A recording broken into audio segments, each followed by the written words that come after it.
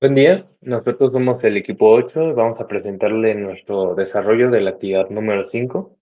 El equipo está conformado por mi compañero Cristian Raúl Páramo Bautista, mi compañero César Eduardo Martínez Arredondo y un servidor, Tapia Ramos Yael. Vamos primero con nuestro compañero César para que nos explique el principio. Bueno, yo les voy a explicar el primer punto, que es la estructura y funcionamiento de la CPU. Em, el inciso A va a tratar acerca del modo de operación de un microprocesador. Bueno, como ya sabemos, una CPU ejecuta las instrucciones de un programa que se encuentra en una memoria. Todos siguen el mismo ciclo de instrucción, el cual se divide en tres etapas diferentes que se llaman Fetch, Decode y Execute. Estas tres etapas se traducen como captación, decodificación y ejecución. Pero bueno, ¿qué son estos? ¿Qué son estas tres etapas? ¿Qué es el ciclo Fetch, Decode, Execute? Bueno, este ciclo es el bucle fundamental con el que trabaja cualquier CPU para ejecutar cada instrucción de un programa. Y bueno, vamos a la primera etapa del ciclo de instrucciones Fetch. Fetch o se podría decir también captación. Bueno, en esta primera etapa se encarga de captar las instrucciones que hay en la memoria RAM asignada al procesador a través de una serie de unidades y registros que son las siguientes, em, que es el Program Counter, Memory Address Register, Memory Data Register e Instruction Register y Control Unit. Esto se podría decir que es en esta memoria, en la memoria RAM, pues, es en esta memoria donde se encuentra la información que la CPU debe procesar para que en ese primer paso pueda recolectar y después leer y comenzar las operaciones. Bueno, ya las mencioné, están en inglés. La primera es contador de programa, la segunda es la dirección de la memoria de registro, la tercera es la memoria de registro de datos, la cuarta es el registro de instrucciones. Y la última es el control de unidad, la unidad de control, perdón. Em, y pues tenemos los pines de direccionamiento y los pines de datos. Los pines de direccionamiento van hacia la memoria RAM y los pines de datos van hacia los registros. Continuemos, por favor. Bueno, como les explicaba, el program counter o contador de programa es el cual punta a la siguiente línea de memoria donde se encuentra la siguiente instrucción del procesador. Este se incrementa en uno perdón, incrementa en uno su valor cada vez que se termina un ciclo completo de instrucción o cuando una instrucción de salto cambia el valor del contador del programa. Después continuamos con la Memory Address Register o registro de direccionamiento de memoria, que bueno, esta lo que hace es que el MAR copia el contenido de la PC y lo envía a la memoria RAM. Todo eso a través de pines de direccionamiento, como lo vimos en el diagrama pasado de la PC, los cuales están cableados con los pines de direccionamiento de la propia RAM. El MAR bueno, es el Memory Address Register que acabamos de mencionar, por si no se entendió. La Memory Data Register o registro de datos de memoria, bueno, esta en el caso de que la CPU tenga que realizar una lectura de memoria, lo que hace es que capta el contenido de esa dirección de memoria a un registro interno de la CPU, el cual es un registro temporal de paso, antes de que su contenido sea copiado al instructor register, que es el siguiente.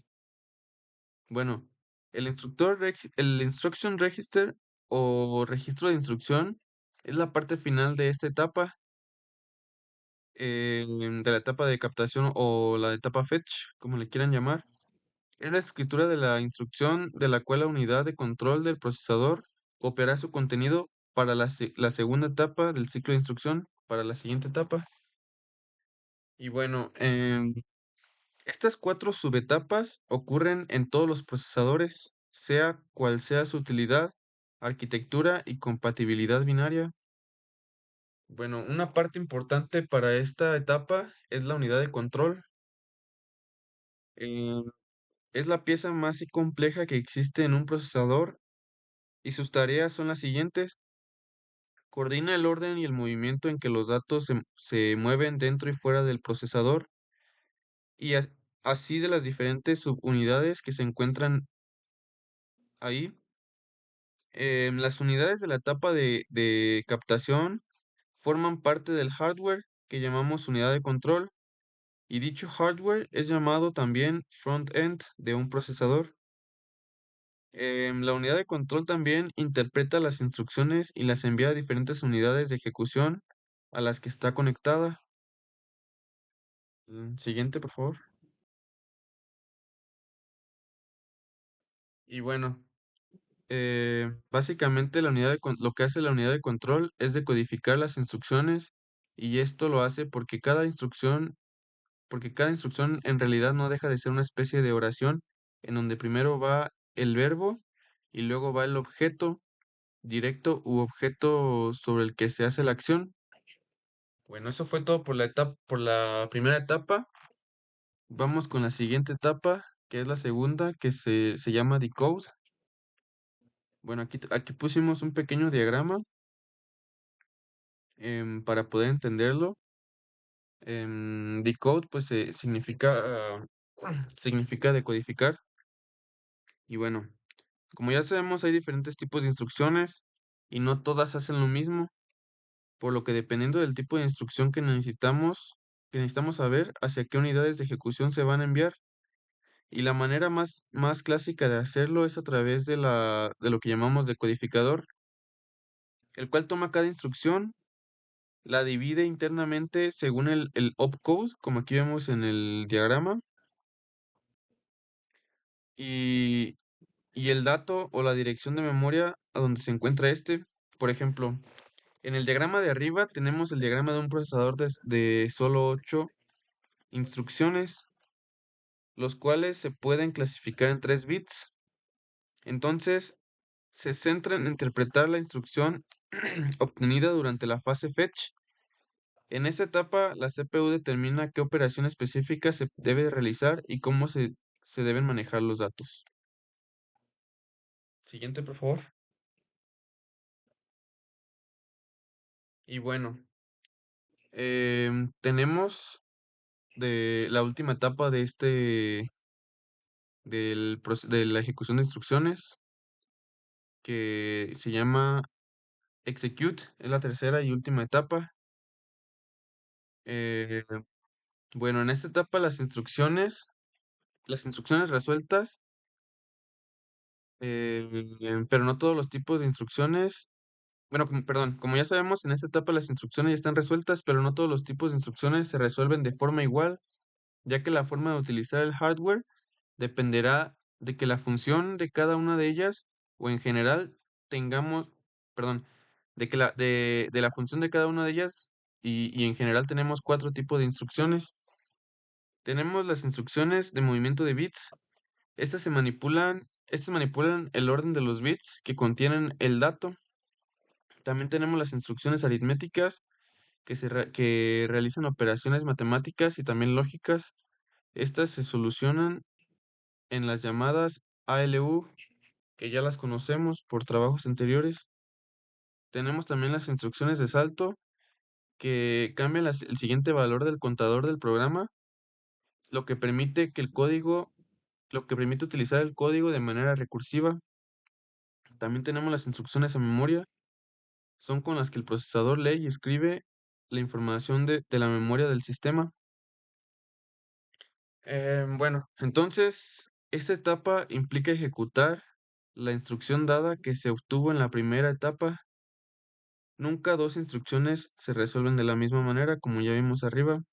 Y bueno, en conclusión, este es el ciclo que se le conoce como el latido de la CPU, ya que marca el orden en el que toda la instrucción nace, o bueno, se podría decir que se trae.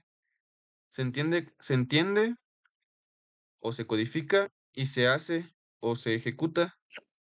Este esquema simple organiza el trabajo de manera organiza el trabajo entre memoria, entre la unidad de control y el ALU. Y por eso determina directamente el rendimiento. Y bueno, aquí vemos un pequeño diagrama de cómo funciona este ciclo.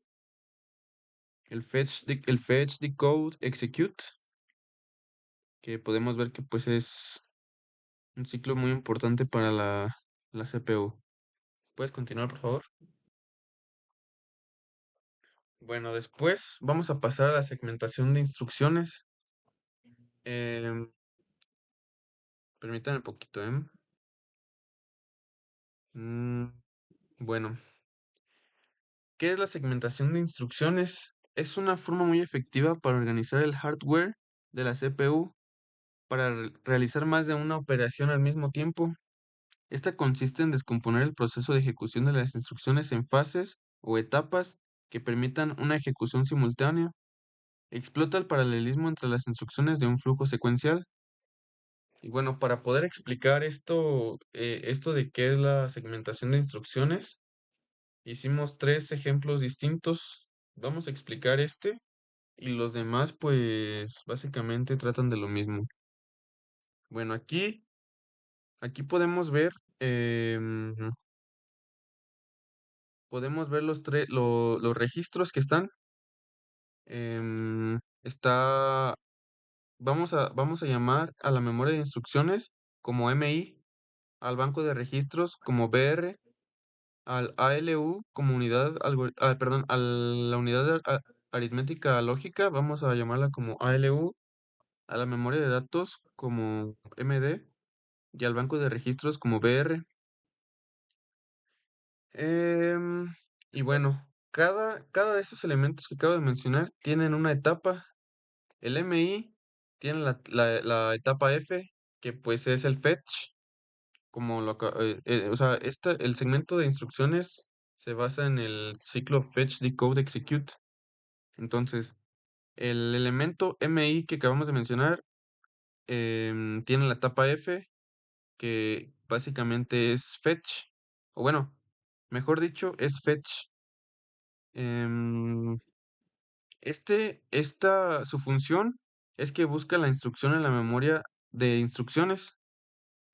También, como acabamos de mencionar, el BR, el banco de registros, su etapa es la D, que significa decode, y esta decodifica la instrucción y se lee los registros necesarios.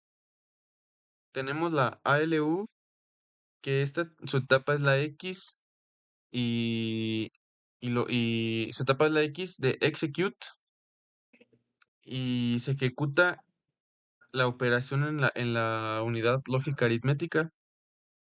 Tenemos el MD, que su etapa es la M y se refiere a la memoria. Se accede a la memoria de datos si la instrucción lo requiere, por ejemplo, load o store. Y tenemos otra vez BR, pero en esta ocasión su etapa es W, que significa write back, que esta lo que hace es escribir el resultado del registro que se requiere. Y bueno, aquí tenemos una pequeña tabla donde se explica mejor la segmentación de instrucciones. Bueno, tenemos las instrucciones de la 1 a la 5 y se ejecutan de forma superpuesta. En el primer ciclo, como podemos ver, solo la instrucción 1 está en fetch. La instrucción 1 pues, es la de hasta arriba. En el segundo ciclo, la instrucción 1 pasa a decode y la instrucción 2 entra en fetch. En el tercer ciclo, la instrucción llega a execute, la 2 a decode y la 3 a fetch. Y así se va sucesivamente hasta acabar su objetivo. Y bueno, esta es la explicación de la segmentación de instrucciones. ¿Puedes cambiarle, por favor? Acá tenemos otro diagrama, pero acá se basó acerca de o sea, se basó en los ciclos de reloj. En este caso, pues la latencia temporal de 4 ciclos de reloj. No lo vamos a explicar porque pues ya lo explicamos arriba, básicamente es lo mismo, pero aquí es en ciclos de reloj. ¿Puedes continuar? Y bueno, tenemos otro ejemplo, pero ahora lo dividimos en etapas, que pues también es lo mismo que explicamos arriba. Y bueno, por mi parte, hasta ahorita sería todo de mi explicación.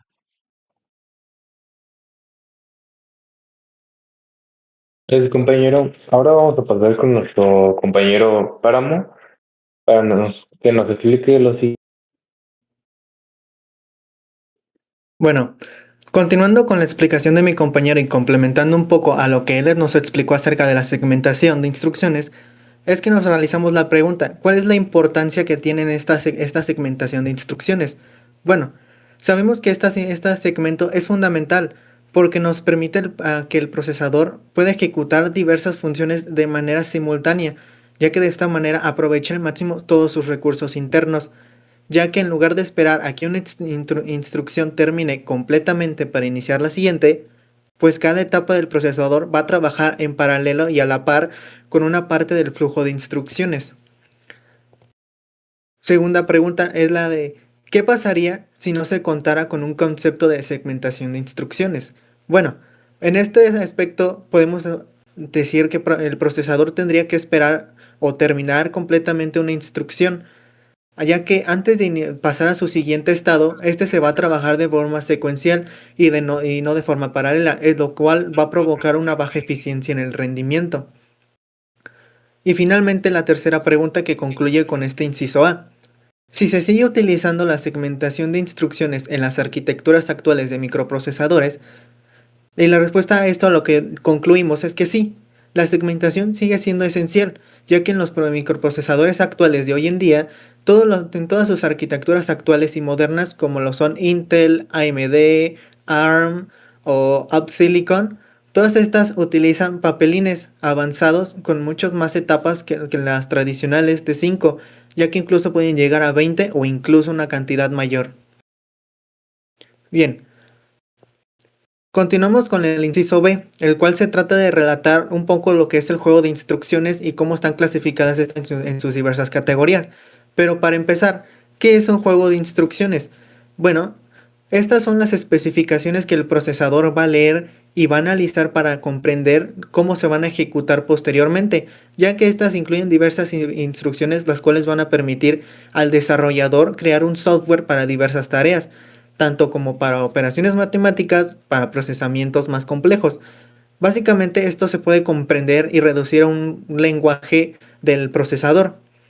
Y esto está conformado por modos de direccionamiento, los cuales se refieren a los modos en el que el procesador va a acceder a los datos y a la vez a las instrucciones de la memoria de una manera directa, indirecta y relativa, ya que de esta manera la directa es la instrucción específica que se le va a indicar y a su vez la indirecta es la del registro, pero a la par se tiene la relativa, la cual es un desplazamiento a partir de la dirección indicada. Además de que cuenta con instrucciones, las cuales ya se han explicado anteriormente, las cuales son lugar donde se incluyen las operaciones aritméticas lógicas, comparaciones, transferencias de control y las entradas y salidas. A su vez se encuentran las interrupciones, que es donde el procesador va a responder a ciertos problemas tanto internos como externos. Los registros, que es el encargado de guardar la distinta información para realizar las tareas en el procesador. Y finalmente el tipo de dato, que es donde se van a encontrar los distintos valores numéricos, así como los enteros, decimales, como caracteres y cadenas. Bueno, aquí se muestra una clasificación de las distintas categorías de instrucciones que se pueden encontrar dentro del procesador 8086 y 8088. Están clasificadas de la siguiente manera.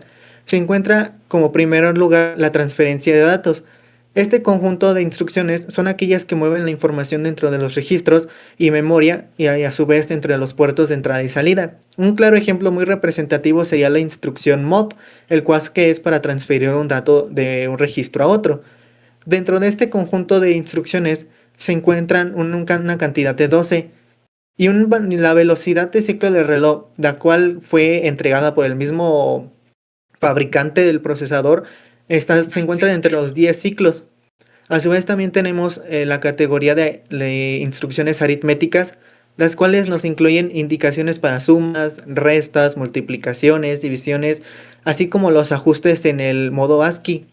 Un ejemplo representativo de esto y muy común es la instrucción mul y add, los cuales son la indicación de una multiplicación y una suma. Y dentro de este conjunto de instrucciones se encuentra una cantidad de 20 instrucciones, con unos ciclos de reloj de 3 a 15 ciclos.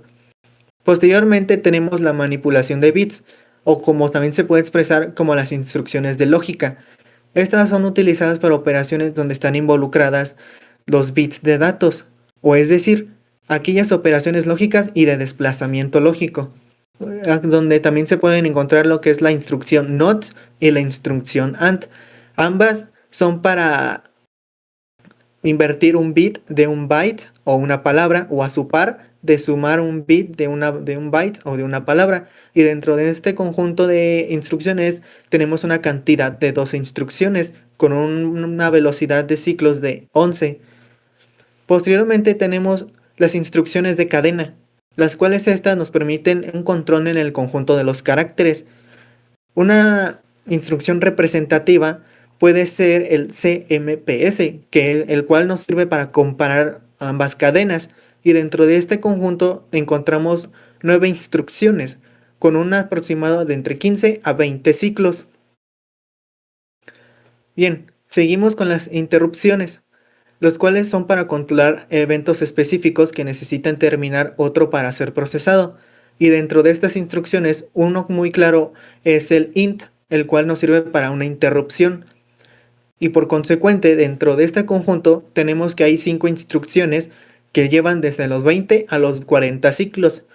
Aquí se puede variar entre 20 a 40 dado el procesador indicado o la velocidad de la frecuencia que se le esté indicando. También tenemos los saltos condicionales, los cuales son para alterar el flujo del programa en caso de que se cumpla una condición lógica o una comparación. Aquí tenemos el JE, que es una etiqueta que nos sirve para saltar si es igual, o el JA, que también es una etiqueta, el cual nos tiene la función de saltar en caso de ser superior.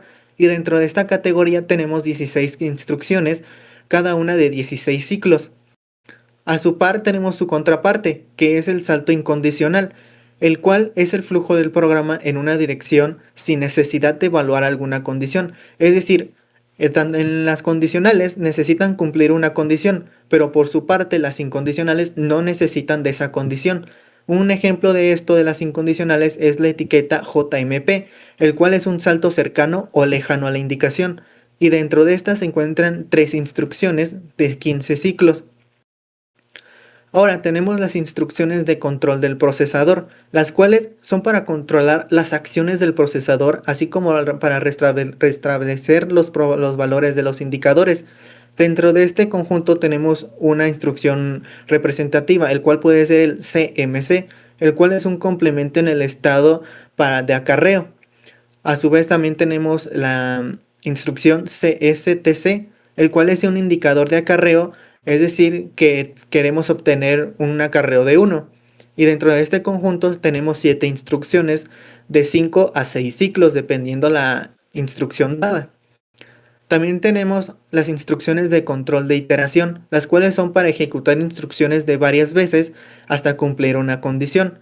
Dentro de esta tenemos la instrucción loop, el cual nos sirve para repetir las instrucciones hasta cumplir una condición. Es decir, se va a crear un bucle o una iteración hasta que la indicación que nosotros le hemos dado, es decir, en este caso un ejemplo puede ser el registro CX tenga que ser igual a 0. Entonces va a iterar hasta que en ese registro se vuelva a 0. Dentro de este conjunto tenemos 6 instrucciones de 18 ciclos. Y finalmente tenemos un llamado de subrutinas, el cual llama unos fragmentos del código o también llamadas subrutinas, dentro del cual una instrucción representativa es la instrucción call, la cual es la que nos ayuda a indicar una subrutina, y dentro de esta se encuentra un conjunto de 2 instrucciones de 24 ciclos. Continuando, nos hacemos la pregunta: ¿Por qué la velocidad de ejecución se mide en ciclos de reloj y no en millonésimas de segundo? Bueno, esta pregunta se resolvió gracias a la página oficial de Intel, donde se obtuvo la información. Entonces, en base a esa información es que pudimos deducir la siguiente respuesta. Y es que debido a la velocidad de reloj, la cantidad de ciclos que se pueden ejecutar en el procesador por segundo, ya que es la medida en gigahertz, por lo que un gigahertz es equivalente a 1000 millones de ciclos por segundo. Por ende, cada ciclo de reloj va a representar la unidad básica del tiempo en la que el CPU va a realizar sus operaciones. Por lo tanto, los ciclos de reloj son el principal motivo por lo que estas instrucciones se miden en ciclos de reloj, ya que estas instrucciones pueden necesitar una mayor o una menor cantidad de ciclos para que se puedan llevar a cabo estas tareas y se puedan completar en su totalidad, ya que de esta manera una tarea puede completarse en un solo ciclo o en caso de algunas más complejas en varios ciclos, pero por su contrario, en caso de que se realice en segundos, ya no sería igual de preciso que al realizarlo con una velocidad de ciclos de reloj, ya que en este caso, debido a que los segundos dependen de la totalidad de la frecuencia del reloj del procesador y a su frecuencia, entonces no va a ser la misma en todos los microprocesadores, por ende va a variar en cada aspecto. Bien, finalmente tenemos en cómo el tiempo relativo se puede pasar al tiempo real, es decir, cómo el tiempo de la velocidad del reloj puede pasar al segundos. Bien, en este caso el tiempo relativo es la ejecución de una instrucción expresada como en ciclos de reloj y el tiempo real es expresada en segundos. Y para esto se encontró una fórmula de navegando en internet, encontramos la siguiente fórmula, el cual es en segundos va a ser igual a los ciclos de reloj sobre la frecuencia en hercios, ya que esta es la fórmula indicada para poder hacer esa conversión de tiempo. Y por aquí hay un ejemplo.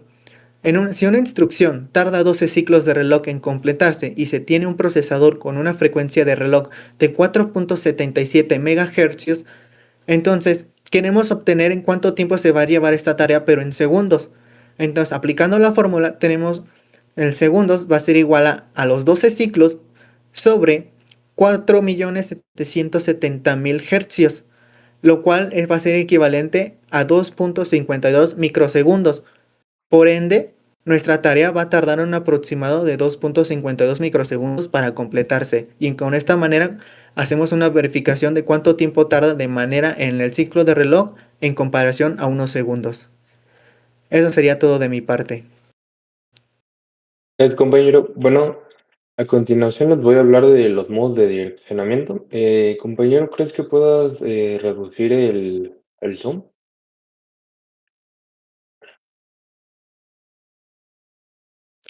Unos momentos, compañero, hay una falla técnica. Listo. Pues, bueno, comenzamos definiendo qué es un modo de direccionamiento. Básicamente, nos ayudan a definir la ubicación de un operando dentro de la memoria. Una definición más formal sería que es un conjunto de reglas que indican la ubicación de un dato durante la ejecución de una instrucción. Las técnicas de direccionamiento se usan con el objetivo de dar versatilidad de programación, ya que pues, al programador como tal le otorga muchas facilidades, como usar los índices, crear variables, direccionamientos indirectos. También nos ayuda a manejar las estructuras de datos. Si le puedes bajar tantito más, compañero, por favor. Mm, Gracias a los diferentes modos de direccionamiento, es posible crear programas más eficientes, tanto en número de instrucciones como en tiempo de ejecución. Eh, o sea, que también lo podemos tomar como un valor para verificar la potencia de un microprocesador. Si tiene menos modos de direccionamiento, va a estar más limitado en cuanto al código ensamblador. Por lo tanto, a lo mejor algunas operaciones van a tener menos eficiencia. Aquí tenemos un pequeño esquema de los modos de direccionamiento generales. Está el implícito, inmediato, directo, y pues ahí tenemos un poco de la mayoría de los modos de direccionamiento o los más importantes. ¿Podemos jugar un poco, compañero, por favor? Bueno, aquí tenemos el funcionamiento de los principales modos de direccionamiento. Em, por ejemplo, vamos a explicar el inmediato, que si se fijan está la instrucción y el operando. Directamente en el inmediato, la instrucción va a contener el operando o más bien la dirección donde se encuentra el operando. Por ejemplo, también en el indirecto por registro, tenemos un registro que nos va a llevar a la dirección y ahora sí la dirección nos lleva al operando dentro de memoria. Bueno, si quieres lo bajamos, compañero. Bueno, hasta la siguiente, por favor, compañero. Aquí tenemos más para ejemplificarlos todos, pero vamos a bajar un poco. Tenemos las utilidades de los modos de direccionamiento. Por ejemplo, el inmediato nos ayuda con operaciones constantes, ya que están definidas directamente. Directo por registro, variables locales de procedimientos no recursivos. El indirecto por registro, variables referenciadas por apuntadores. Absoluto con las direcciones del sistema, relativo, variables globales. El indexado nos ayuda con el acceso a vectores o arrays, las matrices y las cadenas. El autoincremental nos ayuda para desapilar parámetros, el recorrido de los arrays y cadenas. Y el autodecremental, apilar parámetros, a diferencia es el contrario del anterior, y recorrido de vectores y cadenas hacia atrás. Vamos a hablar de los modos de direccionamiento del Intel 8086. Este microprocesador cuenta con alrededor de 25 modos de redireccionamiento, los cuales se dividen en dos grandes grupos, que son el modo de direccionamiento de la memoria del programa y modos de direccionamiento de la memoria de datos. Bajamos a la siguiente página, por favor. Comenzamos con los de direccionamiento de la memoria del programa. Tenemos el relativo, el directo y el indirecto. Y aquí tenemos como la definición técnica de cada uno de ellos, pero creo que va a ser mejor explicarlos con unos esquemas que tenemos más adelante. Entonces vamos a bajar a la siguiente página, por favor. Aquí tenemos la tabla de todos los modos de direccionamiento y cómo se combinan entre ellos. Y aquí ya empiezan los esquemas. Si se fijan, tenemos el relativo, donde en la instrucción en los últimos bytes, en el último es 1 o 2 bytes, porque puede ser de entre 8 y 16 bits. Nos muestra el desplazamiento y desde la PC nos va a indicar una dirección. Estos dos se van a sumar y nos va a dar como resultado una dirección de memoria en la cual se va a encontrar el dato de memoria. En el directo tenemos una operación y la dirección A. Entonces aquí directamente se va a buscar en memoria, en esa dirección, ahí tenemos nuestro dato. En el indirecto, básicamente es, nos envía una dirección en memoria. Esta en memoria nos envía a otra dirección donde ya está nuestro dato. Podría ser como, por ejemplo, una variable. Utilizamos una variable que nos va a mandar a la dirección A y la dirección A contiene la dirección B. Bajamos un poquito más a la siguiente página y tenemos el inmediato que ya había explicado anteriormente. Aquí directamente ya se pone, si viene el operando, una dirección de memoria directamente, que es menos común emplearlo así, pero también se puede. Tenemos la de registro, en donde contiene especificado un registro. De hecho, ahí lo marca que nos manda el registro especificado. Entonces, nos vamos a ir al archivo de registro y ahí nos va a mandar la dirección de donde se encuentra el registro, el operando más bien. Directo indexado, vamos a tener una dirección implícita. Desde la instrucción nos van a mandar otra dirección. Estos los van a sumar y nos va a dar la dirección de memoria. Tenemos también el relativo a la base. ¿Puedes bajarle tantito, por favor? Aquí vamos a tomar dos valores. Uno que va a ser un registro que igual nos manda el registro de archivos y de ahí nos manda el dato que esté en ese registro. Y tenemos también un desplazamiento ya definido. Al final estos dos se suman y nos manda memoria. de la memoria nos manda ya el dato y obtenemos el operando. Y a continuación vamos a presentar ejemplos de los modos de direccionamiento. Entonces bajamos, le por registro, vamos a dar uno de cada uno. Por ejemplo, este mod AX, BX, este básicamente mueve el contenido de AX a BX. Este, por la definición que tenemos aquí arriba, sabemos que el operando se encuentra en un registro interno en la CPU, por lo que no es necesario acceder a memoria. Tenemos el inmediato, donde el operando es un valor constante dentro de la instrucción. Y por ejemplo, tenemos el ejemplo número 2, que es add bx-5. En este caso, la instrucción nos dice que vamos a sumar 5 al registro bx. Bajamos un poquito más, por favor. Y tenemos el directo, que es el que ya estamos hablando. Por ejemplo, en el ejemplo número 3, que dice mov 3000H entre corchetes y CX.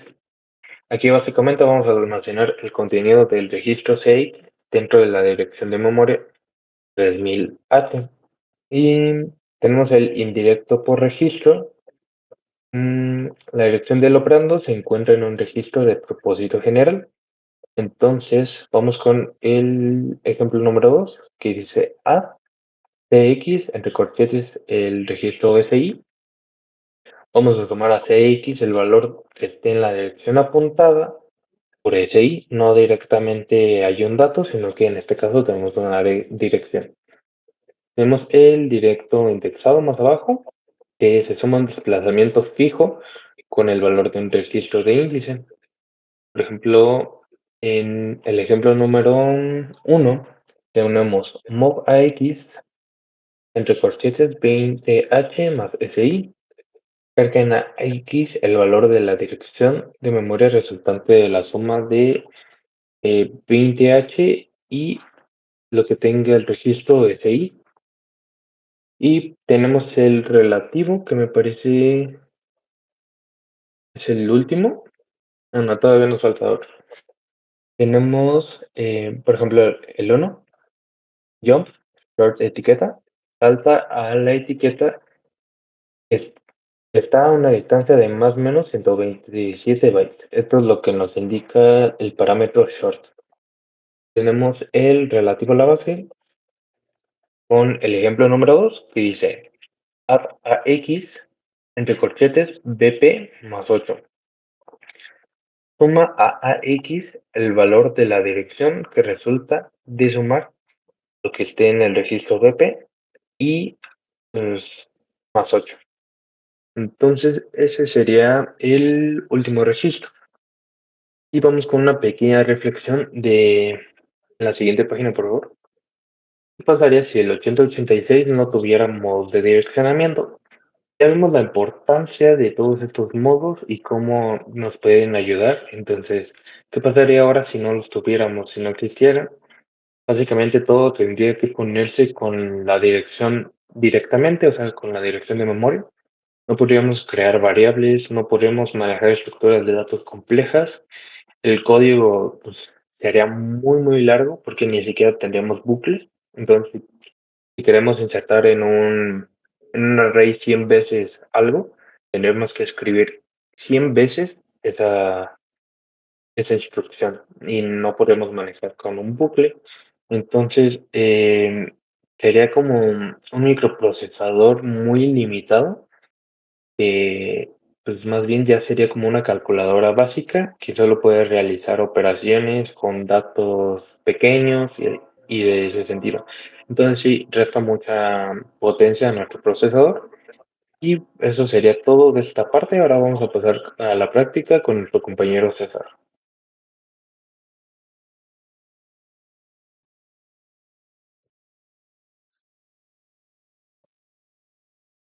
Bueno, en esta práctica, em, la verdad es que pues aprendimos mucho acerca del microprocesador 8086.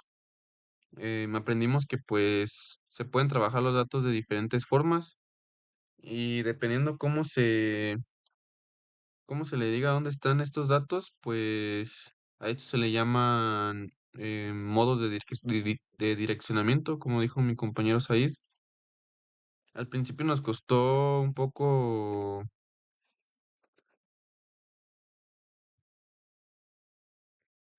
bueno, como les explicaba, al principio nos costó mucho entenderlo, porque no siempre el valor o el número que usamos en el programa estaba directamente en la instrucción que queríamos.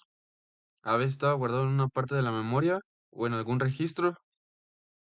Y bueno, con esta práctica buscamos entender cómo el procesador sabe de dónde sacar los datos y cómo usarlos correctamente. El objetivo de nuestra práctica fue comprender qué son los modos de direccionamiento y para qué sirven. Aplicar diferentes tipos de direccionamiento dentro del programa en ensamblador. Ver de forma práctica cómo cambia el valor de los registros al usar cada modo y familiarizarnos más con el programa EMU8086 y su forma de ejecutar paso a paso. Y bueno, pues los requisitos básicos para realizar este programa, pues ya sabemos, es conocer el uso de los registros AX, BX, CX y DX, que ya los hemos visto en prácticas pasadas, en exámenes pasados. También tenemos que tener nociones básicas de cómo se ejecuta un programa en EM8086 y saber cómo ensamblar y ejecutar paso a paso un programa. Bueno, el marco teórico, básicamente todo lo que explicó nuestro compañero Said, lo vamos a utilizar. Los tipos de modos de direccionamiento, más que nada. Y bueno, me permiten un poquito. Bueno, este programa nos sirve para demostrar cómo se usan los modos de direccionamiento, como acabo de decir. No imprime nada en pantalla, pero muestra cómo los datos se mueven internamente entre registros y la memoria. Mm, Bueno, pues aquí tenemos el código. Em, ya sabemos que, pues, en el data se almacenan las variables. Aquí tengan esto mucha atención porque aquí vamos a usar los tipos de modos que mencionó mi compañero Said. El modo inmediato, el modo por registro, el modo directo, el modo indirecto, el modo basado más el indexado. Y pues aquí va a ser una suma em, de dos valores que ya están aquí em, pues escritos y ya están otorgados automáticamente, que son el 10 y el 7. Y bueno, en el modo inmediato vamos a guardar el número 7. em, Aquí va a copiar el valor de AL en BL y toma el valor de la variable A. El SI apunta a la dirección de B y toma el valor que están en esa dirección, que es el 10. Bueno, con el modo basado más el indexado, BX apunta a la variable A y aquí tenemos un desplazamiento de 1. Con esta instrucción se accede a la dirección siguiente de que sería B. Y pues, o sea, básicamente este programa vamos a ver cómo se suman los números en el registro, cómo se guardan, cómo se otorgan y al final se va a guardar en C. Entonces, bueno, vamos a ejecutarlo. Permítanme un poquito, ¿eh? Mm, Ok, bueno. Entonces, vamos a ejecutar. Bueno, primero, como ya sabemos, se inicializa el segmento de datos. Esto le permite al procesador usar las variables que están en la sección .data, como mencioné. Bueno, Mov DSAX carga los valores usando distintos modos de direccionamiento, que son estos que también ya mencionamos. El inmediato mete directamente el valor 7 en el registro AL, que es lo que vamos a ver. Aquí se ejecuta el segmento de variables. Continuamos con el que les acabo de decir, que carga valores usando distintos modos de direccionamiento. Aquí se puede ver cómo el modo inmediato mete directamente el valor 7 en el registro AL. Aquí está. Aquí después se ejecuta que es el modo por registro, perdón, es que copia el valor a otro registro que lo copia al BL. Continuamos y va al modo directo. El modo directo toma el valor de la variable A desde la memoria, como lo podemos ver aquí. Y aquí pues está la instrucción. Después, el modo indirecto usa una dirección guardada en el registro SI para leer la variable B. Aquí podemos ver cómo cambian los datos y pues aquí está la instrucción.